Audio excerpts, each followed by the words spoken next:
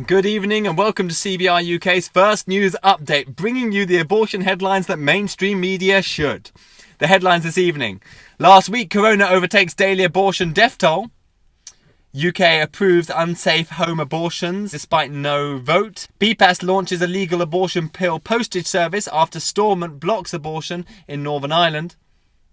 And finally, 40 Days for Life saves at least 8 lives during its Lent vigil. For the top story, last Wednesday, the daily death toll for corona exceeded that of abortion for the first time since this pandemic began. 938 corona deaths were recorded in the UK on 8th of April. This was the first time that the daily corona death toll has exceeded the average daily number of abortions of 789 in England, Scotland and Wales. The current UK death toll from corona stands at 12,868 since the start of the year. Each stat marks the loss of a precious, unique and irreplaceable human being, like my friend John. In the same time frame, there have been 83,000 abortions conducted in the UK. Each one of these also marks the loss of a precious, unique and irreplaceable human being. Next, on the 31st of March, the government announced that it had approved plans to allow women to take both abortion pills at home after a single telemed consultation with one doctor. This marks the biggest change in abortion legislation since 1967 and will allow mothers to kill and eject their children up to 10 weeks gestation in their ensuite toilet. Anne Farady, head of BPAS, hailed the decision as an outbreak of common sense, but failed to fully explain what these changes will mean for women and their unborn babies. So allow me to clarify 3 myths real quick. Firstly, are home abortions safe? Well, the question is for who? These drugs kill unborn children, so can't be considered safe for them, nor should they really be considered safe for women. These drugs cause nausea, cramping, diarrhea, vomiting, and weeks of bleeding after normal use. They also come with high levels of complications. According to the NHS website, 10% of abortions lead to infection and 5% lead to incomplete abortions, so the child's body parts are left inside the woman. These measures, far from preventing the spread of corona, will lead to an influx of bleeding and potentially septic women into GP surgeries and A&Es across the country.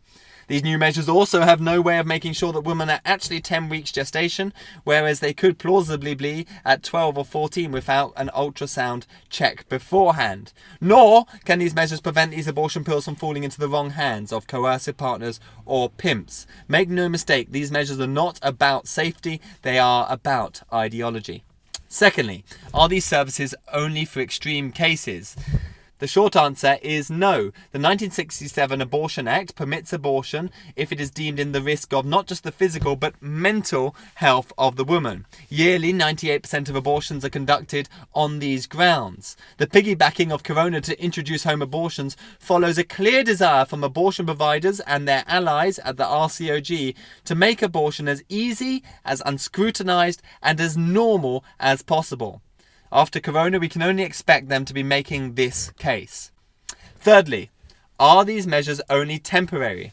Well, these measures are going to be in place as long as the Coronavirus Act is. This could be a matter of months, or it could be up to 2 whole years.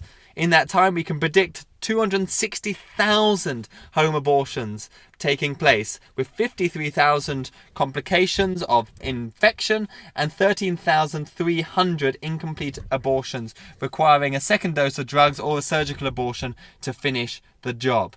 But don't be won over by my logic. Let's give the last words to Nadia, a woman who went through a home abortion in 2014. She writes this on Woman on Web, an abortion pill provider. I saw my beautiful 12-week-old baby body there, lifeless. My beautiful baby was there in front of me, dead. I swear to you, I would never ever want anyone to go through what I did and face it that way. Let's listen to her, shall we? And let the world know what's going on with these home abortions. Thirdly, to Northern Ireland. Now, little confusing, but despite the corona outbreak, Stella's law, which imposes abortion on Northern Ireland, has been passed and came into effect on the 31st of March. However, due to the outbreak of corona, they were unable to implement this unrestricted abortion regime. Instead, abortion providers have sought to go down the DIY home abortion route, but on the 6th of April, this plan was blocked by Stormont. Alleluia! However, since then, a BPAS are attempting to send packages of abortion drugs illegally from the UK and breaking the law in the province. One thing is for sure, that the UK government appears to be paying no heed to the clear voice of the Northern Irish people. So I want to place on record, on behalf of the 79% who responded to the consultation and who were ignored. And this Assembly, of course, has never been consulted on this issue. I want to place on record how aghast those of us who believe in life are at this wanton, calculated killing in the womb. And I do urge this Assembly to find time to reverse this outrageous, obnoxious situation and to find voice and to give voice to the unborn. So let's do just that. And finally, on a more positive note, over the last 40 days, hundreds of Christians have been praying outside abortion clinics around the country for an end to abortion. The International Prayer Movement 40 Days for Life ran 14 vigils across the country in Nottingham, Birmingham, Cardiff, Ealing and Glasgow.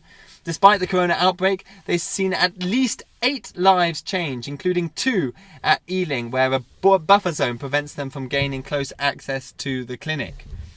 Since their formation in 2010, they have seen over 1,000 lives saved from the violence of abortion. When Rob Colquhoun, their UK lead, was asked whether we will see an end to abortion in this nation, he stated, "Fighting abortion is like hitting a pickaxe against a frozen lake. It feels like you're not making any progress, but at some point the ice must break. With decriminal abortion at home, it feels like we are at rock bottom. It seems completely impossible, but when the truth comes out, we will see abortion become unthinkable." That's the headlines on abortion with me, Christian Hacking. Thanks for watching, and do tune in again next Thursday at 5 p.m. to hear what bloodshed is going on your doorstep. Until then, goodbye.